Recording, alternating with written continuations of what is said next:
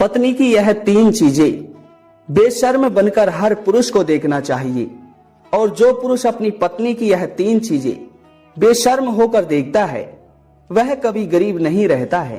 की बात है, एक नगर में एक पति और पत्नी रहा करते थे। पति किसान था, परंतु वह किसान हमेशा दुखी रहा करता था। वह इस वजह से दुखी रहा करता था कि उसकी पत्नी हमेशा लड़ाई झगड़ा किया करती थी। उसकी पत्नी कभी भी उससे खुश नहीं रहती थी, और इसी वजह से वह किसान बेचारा हमेशा दुखी रहता था।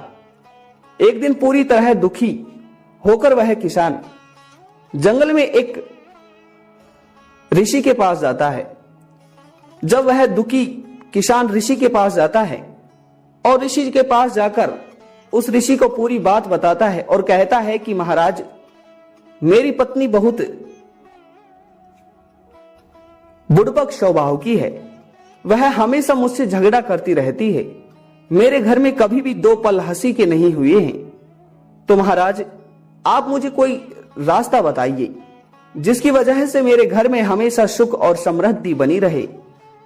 तो प्रिय दर्शकों, फिर वह संत, वह ऋषि उस किसान से कहते हैं कि पुत्र, आज मैं तुम्हें एक छोटी सी कहानी सुनाता हूं, और इस कहानी में तुम्हारी सारी समस्या का हल है। और अगर इस कहानी को तुम पूरा सुन लोगे तो कभी भी तुम्हारे घर में झगड़ा नहीं होगा, कभी भी तुम गरीब नहीं रहोगे। तो प्रिय दर्शकों, प्रिय श्रोताओं, उसके बाद में वह ऋषि उस किसान को कहानी सुनाने लगता है और कहता है कि एक राज्य में एक पति और पत्नी का जोड़ा रहा करता था। वह पति और पत्नी का जोड़ा इतना मजबूत था और वह दोनों आपस में इतना प्रेम करते थे कि सभी लोग उन्हें देख देख कर जला करते थे। उस राज्य के सभी लोग इस बात को भली भांति जानते थे कि इन दोनों का प्रेम एक पत्थर की लकीर से लिखी हुई है और ये दोनों आपस में बहुत प्रेम करते हैं। परंतु दर्शकों, एक दिन उस ही राज्य में जो राजा था, वह राजा पूरे राज्य में यह ऐलान करवा देता है कि आज के बाद रात्रि के समय पूरे राज्य में अपने अपने घरों में दिए जलाए जाएंगे, और वह दिया इस बात को दर्शाएगा कि कौन कितना प्रेम करता है। और दर्शकों, वह राजा कहता है कि जिसके घर में रात्रि की ज्यादा देर तक दिया जलेगा तो वह दिया इस बात को दर्शाएगा कि वह विवाहित जोड़ा एक दूसरे से बहुत प्रेम करते हैं। तो प्रिय दर्शकों, उसके बाद में राजा के इस ऐलान को मानकर, इस बात को मानकर सभी राज्य के लोग रात में सोने से पहले एक दिया जलाते और सभी के दिए आधी रात होने से पहले ही बुझ जाते।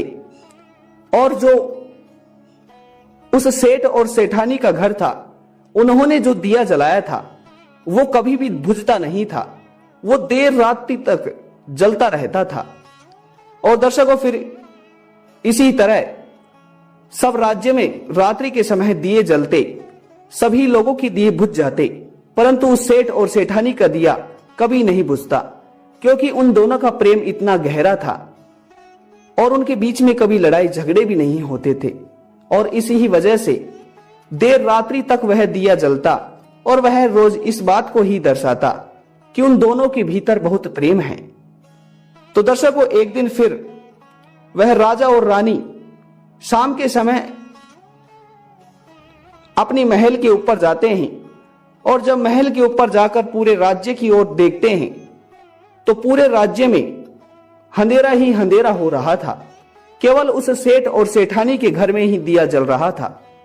और देर रात्रि में सेठ और सेठानी के घर जलते हुए दिए को देखकर राजा कहता है कि रानी प्रिय, ये देखो, हमारे पूरे राज्य में दिए बुझ चुके हैं, और इस सेठ के घर को देखो, इनके घर में आधी रात्रि होने तक भी यह दिया जल रहा है, और इसका मतलब है कि इन दोनों का प्रेम बहुत ही पक्का है। ये दोनों आपस में बहुत प्रेम करते हैं। प्रिय, मेरे हिसाब से मुझे लगता है कि इनमें से जो पुरुष है वह बड़ा ही बुद्धिमान है और वह अपनी पत्नी से बहुत प्रेम करता है और इसी वजह से इनके घर में झगड़ा नहीं होता है और इसी वजह से यह दीपक इस बात को दर्शाता है कि ये दोनों आपस में बहुत प्रेम करते हैं। दर्शकों, राजा की बात को सुनकर वह रानी सहमत नहीं होती है। फिर वह रानी राजा से कहती है कि नहीं महाराज, आप झूठ बोल रहे हो। मुझे लगता है कि इन दोनों में से वह स्त्री ही बुद्धिमान है और उस स्त्री की बुद्धिमान होने की वजह से ही इनके घर में झगड़ा नहीं होता है, क्योंकि वह स्त्री छोटी मोटी बात होने पर हर बात को सहन कर लेती होगी। इसी ही वजह से महाराज, मुझे यह व्यतीत होता है कि इन दोनों में से पत्नी ही बुद्धिमान है। दर्शकों, वे राजा और रानी एक दूसरे की बातों से सहमत नहीं होते हैं। फिर दूसरे दिन सुबह होते ही रानी राजा से कहती है कि महाराज, आज मैं आपके उस पुरुष के पास, उस सेठ के पास एक सैनिक को भेजती हूं और सैनिक को भेजकर यह बोलूंगी कि तुम अपनी पत्नी को मार दो। अगर तुम अपनी पत्नी को मार दोगे तो महाराज तुम्हें खूब सारा धन देंगे। दर्शकों, इस तरह राजा और रानी उस सेठ और सेठानी के प्रेम की परीक्षा लेने लगे। रानी एक सैनिक को उस सेठ के घर भेजती है।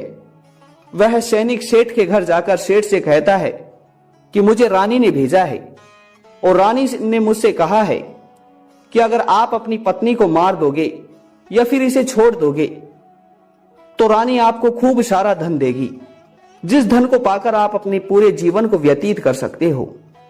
तो दर्शकों, उसके बाद में उस सैनिक की इस बात को सुनकर वह सेठ सैनिक को फटकारता है और कहता है कि मूर्ख, तुम अभी के अभी और इसी वक्त यहां से चले जाओ। मुझे तुम्हारा ऐसा धन नहीं चाहिए जिसमें किसी के प्राण का ही त्याग करना हो। दर्शकों, उसके बाद में जब वह सैनिक वापस अपने मुंह को मोड़कर चला जाता है और रानी को जाकर इस बात को बताता है तो राजा हंसने लगता है। राजा कहता है कि देखो, मैंने बोला था कि इन दोनों में से पुरुष ही बुद्धिमान है, तुमने मेरी बात नहीं मानी। तो दर्शकों, उसके बाद में फिर राजा रानी से कहता है कि ठीक है, अब मैं उसकी पत्नी की परीक्षा लेता हूं। दर्शकों, फिर वह राजा उसकी सेठ की पत्नी के पास एक सैनिक को भेजता है।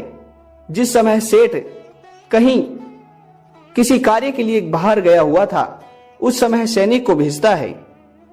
दर्शकों, सैनिक उस सेठानी के पास जाकर उससे कहता है कि मुझे महाराज ने भेजा है और महाराज ने मुझसे कहा है कि अगर आप अपने पति को मार दोगी या इसे छोड़ दोगी तो महाराज तुम्हें खूब सारा धन देंगे, जिससे तुम अपने पूरे जीवन को काट सकती हो। दर्शकों, एक बार तो वह सेठानी महाराज के द्वारा भेजे गए इस संदेश को सुनकर हिचकिचाती है, परंतु वह सेठानी महाराज के सैनिक से कहती है कि ठीक है, मैं अपने पति को मार दूंगी, तुम इस बात को जाकर राजा से कह देना। परंतु दर्शकों, फिर वह सैनिक उस सेठानी से कहता है, मगर आप हमें यह बताओ कि आप अपने पति को जब मारोगी तो हमें इस बात का पता कैसे चलेगा। तो दर्शकों, फिर वह सेठानी उस सैनिक से कहती है कि आज रात्रि में जब मैं अपने पति को मार दूंगी तो उसके बाद में मैं अपने घर के ऊपर जल रहा उस दिए को बुझा दूंगी, जिसे देखकर तुम यह समझ लेना कि मैंने अपने पति को मार दिया है। तो दर्शकों, उसके बाद में सैनिक राजा को जाकर सारी बात बताता है और राजा से कहता है कि महाराज, वह सेठानी अपने पति को मारने के लिए, त्यागने के लिए तैयार हो चुकी है और मुझसे कहा है कि रात्रि में दिया बुझने के बाद तुम समझ लेना कि मैंने अपने पति को मार दिया है। तो दर्शकों, उसके बाद में राजा उस सैनिक से कहता है कि हमें वह दिया बुझने से पहले ही उसके घर जाना होगा, अन्यथा हमारे केवल एक परीक्षा के कारण किसी की मृत्यु हो जाएगी। तो दर्शकों, उसके बाद में जब रात्रि का समय होता है, तो दिया बुझने से पहले ही राजा के द्वारा भेजे गए सैनिक उसके घर पे पहुंच जाते हैं। और जब घर पे जाकर वे दोनों देखते हैं कि उस सेठानी ने अपने पति को मार दिया है, तो दर्शकों फिर वे सैनिक और राजा उस सेठानी से पूछते हैं कि मूर्ख, तुमने अपने पति को कब मार दिया और दिया भी नहीं बुझाया।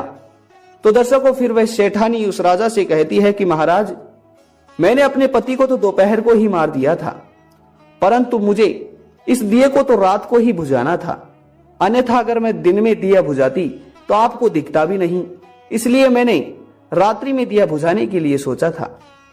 दर्शकों फिर राजा अपनी परीक्षा के कारण किसी की मृत्यु को पाकर बहुत दुखी हुए और स्त्री जात से नफरत करने लगे। और दर्शकों इस तरह फिर राजा उस स्त्री को कारागार में डाल देते हैं। फिर दर्शकों वह ऋषि उस किसान से कहता है कि पुत्र, इस कहानी से तुम्हें पता है क्या सीख मिली है। तो दर्शकों फिर वह ऋषि उस किसान से कहते हैं कि हर पुरुष को अपनी पत्नी की इन 3 चीजों को हमेशा देखना चाहिए, और जो पुरुष अपनी पत्नी की 3 चीजों को देखता है वह हमेशा ही सुखी, भाग्यवान और सफल व्यक्ति रहता है। तो दर्शकों फिर वह ऋषि उसे पहली बात बताने लगते हैं और कहते हैं कि पहली चीज, हर पुरुष को अपनी पत्नी की यह पहली चीज अवश्य देखनी चाहिए कि उसकी पत्नी कहां जा रही है और कहां से आ रही है। दर्शकों जो पुरुष अपनी पत्नी की इस चीज को देखता है कि अब उसकी पत्नी कहां उठ बैठ रही है, किसके पास जा रही है, कहां से आ रही है, तो वह अपनी पत्नी से हमेशा संतुष्ट रहता है और उसे अपने पत्नी के चरित्र पर कभी भी शक नहीं होता है। दर्शकों दूसरी चीज पुरुष को अपनी पत्नी की यह देखनी चाहिए कि उसकी पत्नी के बोल चाल कैसे हैं। अगर जो पुरुष अपनी पत्नी के बोल चाल के बारे में देखता है और अगर उसके बोल चाल उस शेठ की पत्नी की तरह रहे, तो वह पत्नी अपनी पति के साथ कुछ भी करवा सकती है। दर्शकों फिर तीसरी बात है कि हर पुरुष को अपनी पत्नी के चरित्र के बारे में अवश्य देखना चाहिए। जो पुरुष अपनी पत्नी के चरित्र के बारे में देखता है वह हमेशा ही सुखी रहता है। तो दर्शकों हर पुरुष को यह 3 चीजें अवश्य देखनी चाहिए। तो प्रिय दर्शकों, प्रिय श्रोताओं, उम्मीद करते हैं कि आप सभी को यह प्रसंग अवश्य पसंद आया होगा। अगर यह जानकारी, यह ज्ञानवर्धक प्रसंग आप सभी को पसंद आया हो तो इस वीडियो को लाइक और चैनल को सब्सक्राइब अवश्य कीजिएगा। मिलते हैं अगली वीडियो में, तब तक अपना ख्याल रखिएगा। धन्यवाद जी, नमस्कार।